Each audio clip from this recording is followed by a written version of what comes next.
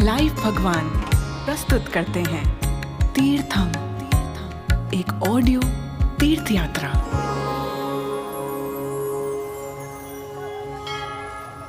जहां भक्तों का होता बेड़ा पार, जहां सपने होते हैं साकार, जहां झुकता सारा ही संसार, ऐसा है मेरी मां का दरबार। चलो बुलावा आया है, माता ने बुलाया है।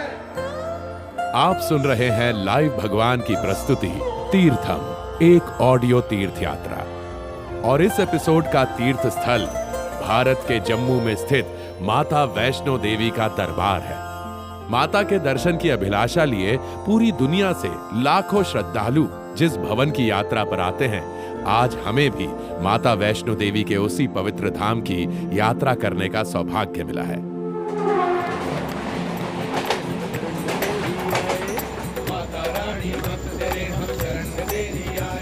हम इस समय जिस लोहपत गामिनी यानी कि ट्रेन में बैठे हैं, वो कटरा की तरफ जा रही है और इस ट्रेन में मौजूद सभी भक्त माता के दर्शन के लिए उत्सुक हैं।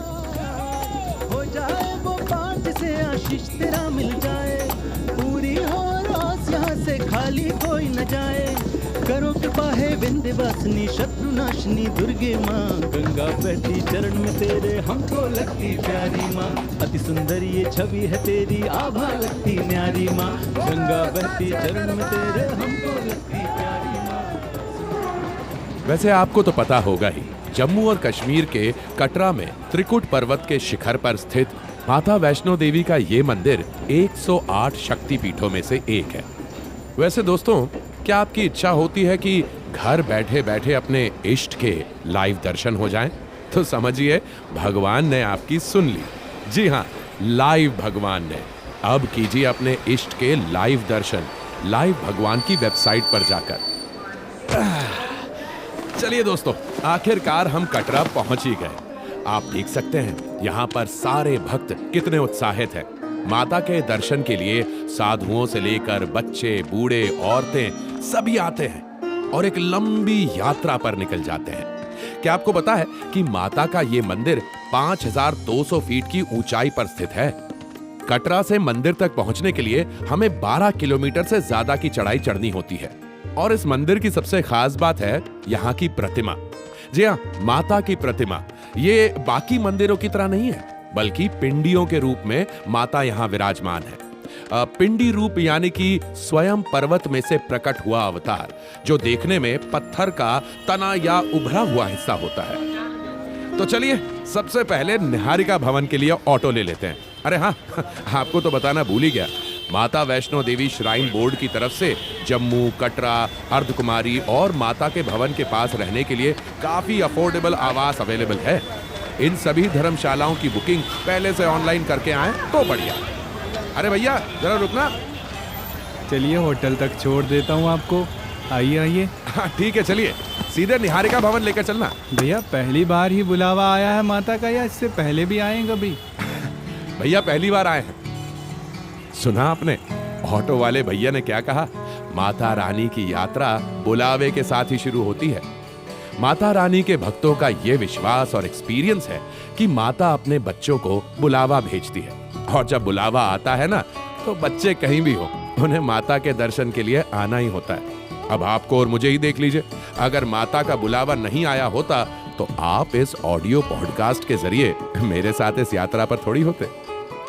लोक कथाओं की माने तो माता के मुख्य भवन का निर्माण सबसे पहले पांडवों ने ही करवाया था। महाभारत के युद्ध जीतने के बाद माता के प्रति अपनी कृतज्ञता को प्रकट करने के लिए। धन्यवाद भैया। चलिए आखिरकार हम पहुंच ही गए। अभी रात के 10 बज रहे हैं। आसपास खाने के लिए बहुत सारे भोजनालय हैं। 100 रुपए के अंदर पेट भर खाना। वैसे यहाँ आने के बाद सबसे पहली चीज जो हमने की ना, वो थी अपना सिम कार्ड लेना। वो क्या है ना कि यहाँ पर प्रीपेड सिम कार्ड काम नहीं करते, आपको यहीं का एक सिम कार्ड लेना पड़ेगा। इसके बाद दूसरी सबसे जरूरी चीज है मंदिर में जाने के लिए रजिस्ट्रेशन करवाना। माता वैष्णो देवी श्राइन बोर्ड के सभी भवनों के पास रजिस्ट्रेशन के लिए निशुल्क काउंटर्स लगे होते हैं, जहां पर आप अपना आईडी प्रूफ दिखाकर रजिस्ट्रेशन करवा सकते हैं। इसके बाद आपको एक स्पेशल कार्ड मिलता है, एकदम जैसे वोटर आईडी कार्ड होता है ना, वैसा दिखता है। और ये काम आप ऑनलाइन भी कर सकते हैं। चलिए वैसा करते हैं, कुछ देर आराम कर लेते हैं। सुबह सुबह हमें जल्दी यात्रा के लिए भी तो निकलना है। कल मेरे साथ साथ आप सभी की फिटनेस का भी असली टेस्ट होने वाला है। तो चलिए, जय माता जी। ॐ ह्रीं ह्रीं सरस्वते नमः। सुबह के 5 बज रहे हैं। हम थोड़ी देर में यात्रा शुरू करने वाले हैं। मैंने सोचा यात्रा शुरू करने से पहले एक कप चाय हो जाए, क्या कहते हैं दोस्तों? इससे पहले कि यात्रा शुरू करें, मैं आपको कुछ जरूरी बातें बता देता हूं। यहां से माता के भवन तक जाने के लिए 2 रास्ते हैं। पहला रास्ता तो बाणगंगा मार्ग है और दूसरा ताराकोट मार्ग। बाणगंगा मार्ग में चरण पादुका और बाणगंगा दोनों स्थान पड़ेंगे। मैं थोड़ी देर में आपको बताऊंगा कि इन दोनों स्थानों का महत्व क्या है। और इस मार्ग पर बग्गी वाले, घोड़ा गाड़ी वाले से लेकर बाकी सारे लोग मौजूद रहते हैं। और दूसरा रास्ता है ताराकोट मार्ग। ताराकोट मार्ग में पैदल यात्रियों के लिए सुगम रास्ता है, लेकिन वहां आपको घोड़ा गाड़ी वगैरह नहीं मिलेंगे। और ये दोनों ही रास्ते आगे चलकर अर्धकुमारी में जाकर मिल जाते हैं। बाणगंगा मार्ग पर घोड़ा गाड़ी, खच्चर, ये सब तो आपको मिल ही जाते हैं। पिट्ठू की भी व्यवस्था है और हाँ, डोली की फैसिलिटी भी है, पर वो थोड़ी महंगी पड़ सकती है। निर्भर इस पर करता है कि आपका वजन कितना है। जितने भारी आप, उतना भारी दाम। तो ये तो हो गई ऊपर तक जाने के रास्ते के बारे में बात। अब हम शुरू करते हैं अपनी यात्रा। हम यात्रा करने वाले हैं बाणगंगा वाले रास्ते से, क्योंकि हमें रास्ते में एक बाणगंगा और चरण पादुका के भी दर्शन करने हैं। चलिए दोस्तों। दोस्तों, आप लोग भी अपनी फिटनेस के हिसाब से देख लेना है। ये कोई ट्रेडमिल या जिम खाना नहीं है, यहां असली कसरत होने वाली है। चलिए शुरू करते हैं। मेरी तो ऑलरेडी सांस फूल गई। हाँ, वैसे आपको माता वैष्णो देवी की कथा पता है? चलते चलते आपको मैं माता वैष्णो देवी की कथा सुनाता हूं। देखिए, वैसे तो माता वैष्णो देवी को लेकर कई कथाएं प्रचलित हैं, लेकिन सबसे प्रमाणित और प्राचीन कथा माता वैष्णो देवी के परम भक्त पंडित श्रीधर के बारे में है। पंडित श्रीधर कटरा कस्बे से तकरीबन 2 किलोमीटर दूर हंसाली गांव में रहते थे। उनका बहुत छोटा सा परिवार था। वो जैसे तैसे पंडिताई करके अपनी जीविका चलाया करते थे। पंडित श्रीधर का नवरात्रि के समय कन्याओं को भोजन करवाने का नियम था। एक ऐसे ही नवरात्रि के अवसर पर पंडित श्रीधर के भाग्य खुल गए और माता रानी कन्या भोजन में उनके घर एक कन्या बनकर आई। माता ने श्रीधर से कहा, श्रीधर जाइए और बिना संकोच के पूरे गांव को अपने घर भंडारे के लिए आमंत्रित कीजिए। माता का आदेश सुनकर पंडित श्रीधर और उसकी पत्नी दोनों असमंजस्य में पड़ गए। और फिर क्या हुआ? बताता हूं, लेकिन पहले ये तो देखिए, हम बाणगंगा पहुंच गए। ये वो जगह है जहां हनुमान जी को प्यास लगने पर माता ने अपने धनुष से पहाड़ पर एक बाण चलाकर जलधारा निकाली थी, जिससे उनकी प्यास बुझी। कहा जाता है कि इसी जल में माता ने अपने केश भी धोए थे और आज ये पवित्र जलधारा बाणगंगा के नाम से जानी जाती है। बाणगंगा के ठंडे ठंडे जल में अगर आप लोगों ने स्नान नहीं किया तो फिर क्या ही किया। लगाइए डुबकी। बोल जयकारा शेरा वाली का, सांचे दरबार की जय। टेम्परेचर धीरे धीरे कम होता जा रहा है। यहाँ की ये ठंडी ठंडी हवाएं, सचमुच माता का दरबार तो स्वर्ग जैसा है। चलिए चढ़ाई फिर से शुरू करते हैं और आपको वो माता की कथा पूरी करके सुनाता हूँ। अब माता का आदेश सुनकर पंडित श्रीधर ने पूरे गांव को भंडारे के लिए निमंत्रण दे दिया। गांव में हर कोई पंडित श्रीधर के इस निमंत्रण को सुनकर अचंभित हो गया। भंडारे का निमंत्रण जब बाबा भैरवनाथ के पास पहुंचा, जो उस समय के तंत्र विज्ञान के बहुत बड़े प्रगाढ़ पंडित थे, तो उन्हें शक हुआ। बाबा भैरवनाथ ने भी भंडारे में जाकर सच का पता लगाने का निर्णय लिया। पंडित श्रीधर और उनकी पत्नी का तो बहुत बुरा हाल था। गांव वालों की भीड़ को देखकर उन दोनों का तो कलेजा गले तक आ गया। पंडित श्रीधर और उनकी पत्नी अपनी झोपड़ी में जाकर रोते हुए माता से प्रार्थना करने लगे कि तभी माता की मधुर आवाज उनके कानों में पड़ी। श्रीधर, मैं यही हूँ, आप निश्चिंत होकर भंडारे का आरंभ कीजिए। जैसे ही पंडित श्रीधर और उनकी पत्नी ने माता की आवाज सुनी, उनके चेहरे पर खुशी की लहर दौड़ गई। माता वैष्णो देवी ने अपने हाथों से भंडारे में खीर पूरी परोसना शुरू किया। देखते ही देखते पूरे गांव वालों ने भोजन कर लिया, लेकिन फिर भी भोजन खत्म होने का नाम ही नहीं ले रहा था। ये चमत्कार देखते ही बाबा भैरवनाथ को समझ में आ गया कि उनके सामने खड़ी ये कन्या कोई आम कन्या नहीं है। अरे देखिए, चलते चलते हम चरण पादुका तक भी पहुंच गए। दोस्तों, ये वही स्थान है जहां माता वैष्णो देवी ने बाबा भैरवनाथ की तरफ पीछे मुड़कर देखा था और उनके चरण चिन्ह यहीं पर बन गए। हम भी प्रणाम कर लेते हैं। जी हां, वही बाबा भैरवनाथ जिन्होंने माता को शायद पहचान लिया था और अपनी शंका की पुष्टि करने के लिए बाबा भैरवनाथ ने माता से कहा, ये क्या? ये तो खीर पूरी है। हमें तो भोजन में मांस मदिरा चाहिए। क्षमा कीजिए बाबा, ये भंडारा है, यहाँ केवल सात्विक भोजन ही मिलेगा। माता की बात सुनते ही बाबा भैरवनाथ क्रोधित हो गए। वैसे माता ने जैसे ही बाबा भैरवनाथ को क्रोधित होते हुए देखा, वो तुरंत वहां से अंतर्ध्यान हो गई। बाबा भैरवनाथ भी कम जिद्दी नहीं थे। उन्होंने अपनी शक्तियों से माता का पता लगा लिया और उनका पीछा करने लगे। माता भैरवनाथ से बचते बचते त्रिकुट पर्वत की तरफ जाने लगी। अब आप सोच रहे होंगे कि माता को बचने की क्या आवश्यकता। दोस्तों, शक्ति की एक यही निशानी होती है कि उसका उपयोग समय आने पर किया जाता है। कमजोर लोग होते हैं वो जो कहीं भी अपनी शक्तियों का प्रदर्शन करते हैं। माता सही वक्त की प्रतीक्षा कर रही थी। बाबा भैरवनाथ ने माता का पीछा नहीं छोड़ा और वो माता का पीछा करते करते सीधा अर्धकुमारी पहुंच गए। अरे लीजिए, चलते चलते हम भी अर्धकुमारी पहुंच गए। अब थोड़ी देर ठंडा पानी पीकर यहां विश्राम गृह में बैठेंगे। ये देख रहे हैं आप, कई भक्त तो रुक भी नहीं रहे। भक्तों का समूह लगातार ऊपर मंदिर की तरफ जा रहा है।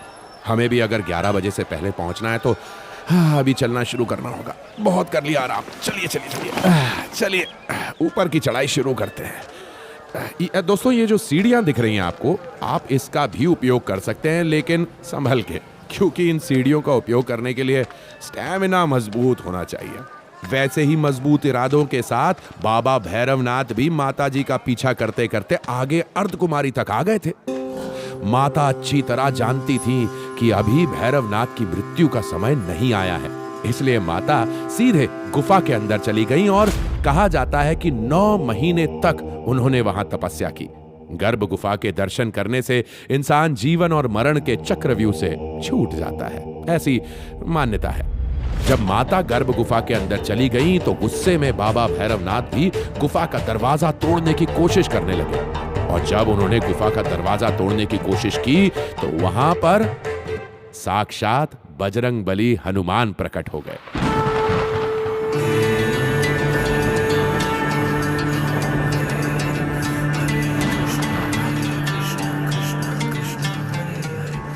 अब हनुमान जी कैसे आ गए माता वैष्णो देवी की कथा में, इसके पीछे भी एक बहुत ही इंटरेस्टिंग कहानी है जो मैं आपको थोड़ी देर में सुनाता हूं। लेकिन पवन पुत्र हनुमान को देखकर बाबा भैरवनाथ बिल्कुल नहीं घबराए और उन दोनों के बीच लगातार 9 महीनों तक के युद्ध चला। अब आप सोच रहे होंगे कि लंका दहन कर राक्षसों का अंत करने वाले महाबली हनुमान के सामने बाबा भैरवनाथ युद्ध में 9 महीने तक कैसे टिक सके। दरअसल हनुमान जी अच्छी तरह जानते थे कि उनके हाथों बाबा भैरवनाथ की मृत्यु नहीं लिखी है, इसलिए वो बस भैरवनाथ को उलझा कर रखना चाहते थे। परंतु जब माता ने देखा कि इस युद्ध का कोई अंत नहीं हो रहा है और बाबा भैरवनाथ बिल्कुल भी उनकी बात मानने को तैयार नहीं है, तो गुस्से में आकर माता ने भैरवनाथ का सर धड़ से अलग कर दिया। इस घटना के बाद माता वैष्णो देवी हमेशा हमेशा के लिए त्रिकुट पर्वत में समा गई, जब माता अंतर्ध्यान हो गई तो उनके प्रिय भक्त श्रीधर ने अन्न और जल का त्याग कर दिया। माता से अपने भक्तों की पीड़ा देखी नहीं गई और उन्होंने श्रीधर को स्वप्न में दर्शन दिए और उन्हें अपने स्थान के बारे में बताया, जहां मुख्य मंदिर है और जहां हम पहुंचने वाले हैं। और तब से लेकर आज तक पंडित श्रीधर के परिवार के लोग ही माता वैष्णो देवी के मंदिर में मुख्य पुजारी का काम करते हैं। लीजिए, हम भवन के करीब पहुंच गए। गर्मी के महीने की बीच दोपहरी में भी यहाँ का पानी एकदम ठंडा है, जैसे बर्फ हो। माता के दर्शन से पहले यहाँ स्नान करने से पूरा शरीर एकदम तरोताजा हो जाता है। देखिए, हमने सुबह 6 बजे करीब चढ़ाई शुरू की थी और 5 से 6 घंटे के बाद हम यहाँ मुख्य भवन में पहुंच गए हैं। माता के मंदिर तक पहुंचने में कितना समय लगेगा, यह तो आपकी फिटनेस और आपके साथ कौन कौन लोग हैं इस पर निर्भर करता है। और हाँ, एक बात याद दिला दें, मंदिर के अंदर मोबाइल फोन ले जाना वर्जित है। अपना फोन यहीं बाहर लॉकर रूम में रख दें या जिस भी दुकान से आप फूल माला लेते हैं वहां पर अपना फोन रखवा सकते हैं। चलिए, मुख्य भवन की तरफ चलते हैं और जल्दी जल्दी माता के दर्शन कर लेते हैं और मिलते हैं माता के दर्शन के बाद। बोलिए जयकारा शेरा वाली दा साचे दरबार की जय, माता रानी की जय। चलिए चलिए, अंदर चलिए और जरा संभल कर चलिएगा। वो क्या है ना कि माता के मुख्य गुफा से पहले बाण गंगा का जल गुफा की दीवारों और जमीन पर उपस्थित रहता है, जिसके अंदर से चलकर हमें आगे बढ़ना होता है, इसलिए थोड़ा संभल कर चलिएगा। वैसे अभी बाहर पंडित जी मिले थे जिन्होंने हमें माता वैष्णो देवी के जन्म की कथा सुनाई। शास्त्रों के अनुसार त्रेता युग में दक्षिण भारत के रामेश्वरम समुद्र तट पर एक गांव में रत्नाकर पंडित रहते थे। रत्नाकर शिवजी और मां आदिशक्ति के बड़े भक्त थे, पर उन्हें कोई संतान नहीं थी। रत्नाकर की पत्नी हमेशा मां आदिशक्ति से संतान के लिए प्रार्थना करती रहती थी। उन्होंने लगातार कई वर्षों तक माता की पूजा अर्चना की। फिर एक रात रत्नाकर के सपने में माता आदिशक्ति बालिका के रूप में आई और बोली, रत्नाकर, मैं आपकी भक्ति से बहुत प्रसन्न हूँ। मैं आपको आशीर्वाद देती हूँ कि आपका मनोरथ शीघ्र ही पूर्ण होगा और मैं स्वयं आपके घर कन्या के रूप में जन्म लूंगी। और कुछ समय के बाद माता आदिशक्ति ने उनके घर पर त्रिकुटा के रूप में जन्म लिया। देखते ही देखते त्रिकुटा की उम्र 9 वर्ष की हो गई। जब वो 9 वर्ष की हुई तो उन्होंने अपने पिता से कहा कि वो रामेश्वरम के तट पर रहकर तपस्या करना चाहती हैं। रत्नाकर और उनकी पत्नी माता को रोकना चाहते थे, लेकिन वो पहले ही माता आदिशक्ति को वचन दे चुके थे कि उन्हें किसी भी कार्य के लिए रोकेंगे नहीं, इसलिए उन्हें मजबूरन मानना ही पड़ा। और इस तरह 10 बरस की उम्र से ही त्रिकुटा यानी माता वैष्णो देवी समुद्र तट पर एक कुटिया बनाकर रहने लगी। जब माता अर्थात त्रिकुटा को पता चला कि भगवान विष्णु ने राम के रूप में अवतार लिया है, तब से देवी त्रिकुटा ने श्री राम को पति रूप में पाने के लिए तपस्या शुरू कर दी। सीता हरण के बाद जब भगवान राम माता सीता को ढूंढते हुए रामेश्वरम तट पर पहुंचे तो उनकी दृष्टि गहरे ध्यान में लीन माता पर पड़ी। श्री राम को अपने समक्ष देखकर माता वैष्णो देवी बहुत प्रसन्न हुई। जब श्री राम को त्रिकुटा की इच्छा का पता लगा तो उन्होंने असमर्थता जताते हुए कहा, देवी, मैंने इस अवतार में एक पत्नी व्रत धारण किया है और मेरा विवाह पहले ही जनक नंदिनी के साथ हो चुका है। देवी त्रिकुटा ने जब भगवान श्री राम से प्रार्थना की तो श्री राम ने कहा, आपको आपकी तपस्या का फल अवश्य मिलेगा। जब मैं रावण पर विजय प्राप्त कर लंका से लौटूंगा तब मैं भेष बदलकर आपके समक्ष आऊंगा। यदि आपने मुझे पहचान लिया तो मैं आपसे विवाह कर लूंगा। श्री राम ने अपने वचन का पालन किया और लंका से लौटते समय देवी त्रिकुटा के पास एक वृद्ध साधु का भेष बनाकर पहुंचे और भोजन मांगा। त्रिकुटा ने उन्हें भोजन कराया, दक्षिणा भी दी, लेकिन उन्हें पहचान न पाई। तब भगवान ने स्वयं असली रूप में आकर अपना परिचय दिया और अपने कल्कि अवतार में उन्हें विवाह का वचन दिया और उनकी सेवा में महावीर हनुमान को लगा दिया। भगवान श्री राम का आदेश पाकर त्रिकुटा यानी माता वैष्णो देवी के साथ महाबली हनुमान यहीं त्रिकुट पर्वत पर आकर रहने लगे। माता भगवान श्री राम के कल्कि के अवतार की प्रतीक्षा कर रही हैं, इसलिए उनका नाम अर्धकुमारी है। और विष्णु पूजिका होने के कारण भगवान श्री राम के वरदान स्वरूप माता को वैष्णो देवी कहा जाता है। लीजिए, कथा सुनते सुनते हम माता की गुफा तक पहुंच गए। आइए आइए अंदर चलते हैं। गुफा के अंदर माता मां सरस्वती, महाकाली और महालक्ष्मी के रूप में उपस्थित है। अरे हाँ, याद आया, अगर ऐसे ही भारत के अलग अलग तीर्थ स्थलों पर विराजमान अपने इष्ट के आपको लाइव दर्शन करने हो तो लाइव भगवान की वेबसाइट पर जाइए और घर बैठे बैठे दर्शन पाइए, livebhagwan.com। अब आप लोगों को लग रहा होगा कि माता के दर्शन पूरे हो गए। अरे नहीं नहीं, अभी यात्रा अधूरी है।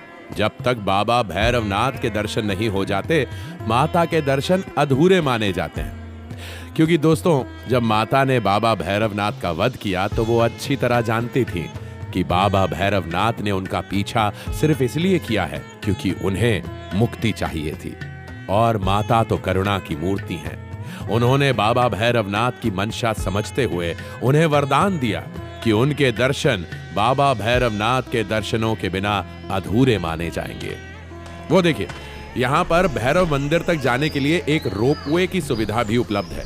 अब हम तो नजारे देखते हुए आराम से पैदल ही बाबा भैरव की घाटी की तरफ चलेंगे। सूर्यास्त होने वाला है दोस्तों। भैरव घाटी के सूर्यास्त का नजारा देखने लायक होता है। और देखिए, बातों ही बातों में हम भैरव मंदिर भी पहुंच गए। ये नजारा देखने लायक है दोस्तों। नीचे माता वैष्णो देवी का सफेद चमकता हुआ भवन और सामने हिमालय के ये पर्वत। बाबा भैरवनाथ के दर्शन के साथ ही अब माता वैष्णो देवी के दर्शन पूरे हुए और इसी के साथ हमारी यात्रा संपन्न हुई। लाइव भगवान के इस पॉडकास्ट तीर्थम के द्वारा हम भारत देश के उन सभी तीर्थ यात्राओं पर जाने की चेष्टा करते हैं जहां पर शायद हम पहुंचे ना पहुंचे, पर अपनी मन की आंखों से अपने इष्ट के दर्शन अवश्य कर लेंगे। सुनते रहिए, यह है लाइव भगवान की प्रस्तुति तीर्थम।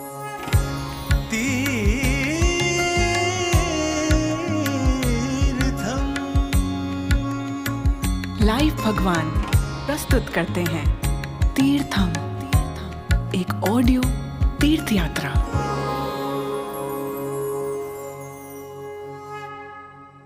ये श्रृंखला पौराणिक और लोक कथाओं से प्रेरित है। कहानियों को अधिक प्रभावी ढंग से प्रस्तुत करने के लिए रचनात्मक स्वतंत्रता ली गई है। ये श्रृंखला किसी भी व्यक्ति की किसी भी घटना या व्यक्तिगत इतिहास का तथ्यात्मक चित्रण होने का दावा या जानकारी की पूर्णता, सटीकता, विश्वसनीयता, उपयुक्तता या उपलब्धता के बारे में किसी भी प्रकार का कोई भी प्रतिनिधित्व या वारंटी नहीं देते हैं। इस कार्यक्रम में दिखाए गए सभी पात्रों के नाम, स्थान, घटनाएं या तो पूरी तरह से काल्पनिक है या काल्पनिक तरीके से प्रयोग की गई है। किसी भी व्यक्ति, जीवित या मृत, या घटना या स्थान से समानता एक संयोग मात्र है। इस श्रृंखला की विषय वस्तु का उद्देश्य किसी भी व्यक्ति, धर्म, धार्मिक समूह, समुदाय, संस्था, राष्ट्रीयता, पेशे या किसी भी वर्ग के व्यक्ति, लिंग, जाति, धर्म या व्यवसाय को बदनाम करना, अपमानित करना या उनकी भावनाओं को ठेस पहुंचाना नहीं है। कार्यक्रम की सामग्री के आधार पर दर्शक का कोई भी निर्णय या कार्य पूरी तरह से उनके अपने विवेक और स्वतंत्र इच्छा पर आधारित होगा, जिसका रचनाकार या प्लेटफॉर्म किसी भी तरह से इसके लिए या उससे उत्पन्न होने वाले किसी भी मुद्दे के लिए उत्तरदायी या जिम्मेदार नहीं होगा। ये श्रृंखला धूम्रपान या मदिरापान के सेवन को प्रोत्साहित नहीं करती।